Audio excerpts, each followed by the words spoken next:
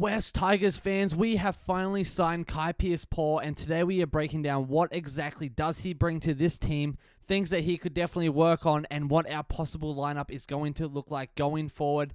And my goodness, are we bloody stoked as Tigers fans that finally has some more depth in our forward pack, something that we've desperately been needing for months and months and months, and it is finally here, and I am so stoked that Richo finally came out and announced one of our sign-ins. But before we get into that, my name is Geordie. I am a die-hard Tigers fan who lives and breathes orange, black, and white. It would mean the world to me if you join this amazing community of like-minded individuals by liking and subscribing on this channel, because we do daily uploads here and we talk all things West Tigers. So let's get into it because we got a big video and some great points to touch on. It is a done deal. West Tigers have officially posted and announced that our English international man Kai Pearce-Paul is joining the jungle from 2026. So we still have a little bit until we get him, but we can start preparing for that and, you know, start integrating him into our system. I am so pumped for this because this is going to be amazing. He is one of those guys that has that massive pack upgrade, and what I mean by that, he is 6'6",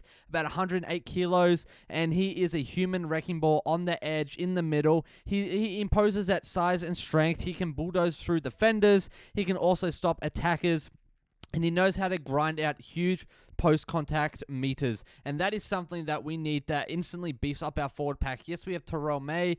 We have people like Royce Hunt. But at the same time, like we needed more depth. We can't rely on those guys all year, season long. So having this is going to be huge in my opinion. I am so pumped that he is here. He is a machine. He is a work-rating workhorse in my opinion. He never stops. I think in 2025, I read he averaged about 116 run meters and 41 tackles per game.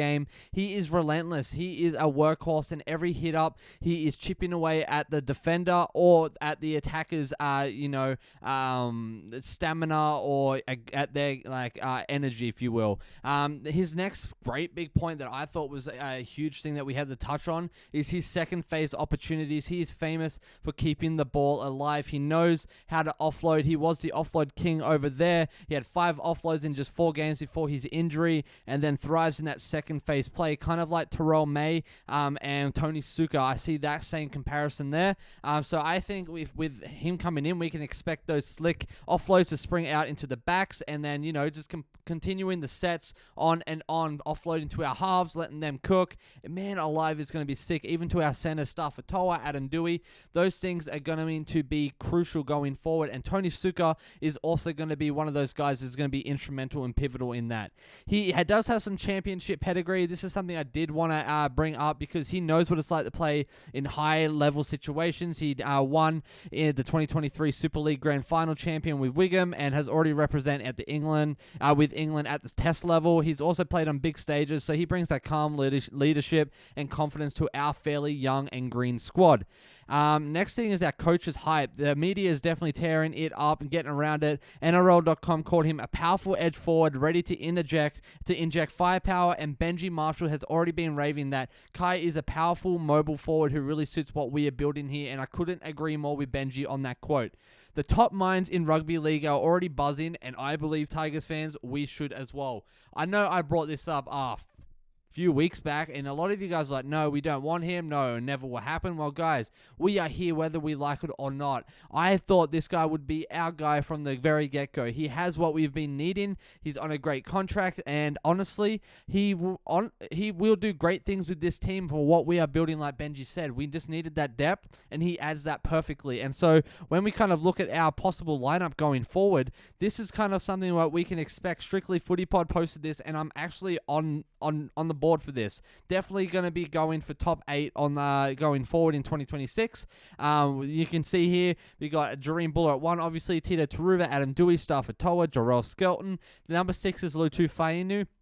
And see how he goes over the next this next season. Otherwise, I'd put in Heath Mason. I'd probably switch to 2 though. Put Luai in 6 for a bit, and then Heath Mason in 7, or Latu in 7. Otherwise, keep things going as is. Then we see Terrell May, Api Korosai, Fonu Pole, Kai Pearce-Paul, Samuela Fainu, Jack Bird, and then we obviously have Seyfarth and Twile on the bench. And I personally think that would be sweet. I think Seyfarth is definitely more of an impact player, more of a relief player now, as for going forward. I don't think I would keep TAYLAN Da Silva around long term. I know we've been saying, do we sign him, do we not? I think if we're going to keep him around long term, he needs to know that he can't be like doing silly stuff like his mate Galvin. If we're going to keep him around long term, we need to promise him number 9 spot, because I do believe there is talk going on with Uppy Coruscant and extending his contract, re-signing, and I think Uppy's at a point where he's just trying to get one more season out of a club, and hopefully it's going to be us. So if that's the case, I think TAYLAN will stick around, but if that's not the case and TAYLAN's trying to throw up a hissy fit, then we got to just keep moving on, bringing someone like Heath Mason or Tristan Hope to fill that gap, because he would be lethal. Either of those guys would be lethal, and number 9 or in our halves. As we go forward, guys, we've got to be looking at the passion and the pride, because that's something I think Tigers fans we need, and as players that they need. And Kai grew up idolizing Benji. He said that in the Fox article that he cannot wait to pull up on the Tigers jersey and pull on the Tigers jersey. He's always watched Benji. He idolized Benji growing up too. So this is going to be one of those moments where he is proud to be part of a team and proud to be part of his coaching and leadership. And that team first mentality and character will definitely uplift the entire locker room. And that's something we desperately need right now, Tigers fans. Would you agree? How are we feeling so far? Am I on the right track with kind of how I'm feeling? I'm all bloody, like, all hearts for this. I'm all, like, all happy thoughts, all good joy feelings. I'm all for this decision that Richo and Benji made, and I believe this is going to be the best thing for our team. How are you feeling? I know this can come as a shock for a lot of you guys. So a few more points here is a room to skyrocket. He is definitely, struggling to stay at NRL standard there earlier on the season, but I believe he's learning fast. We saw a great performance out of him last week, and people like Tyson Frizzell mentoring him, and then especially someone like Benji Marshall now being his coach, I think he's going to quickly adapt and be able to grind it out and be more defensively intense and attacking intense as well as we go forward in the NRL. So I think there's definitely room for growth. No one's perfect, and we all know that he's not a perfect player, but I think under Benji's leadership and the boys' locker room vibes, he will be just fine. And then even more to come. What I mean by this is in his first 33 NRL games, he scored just 2 tries.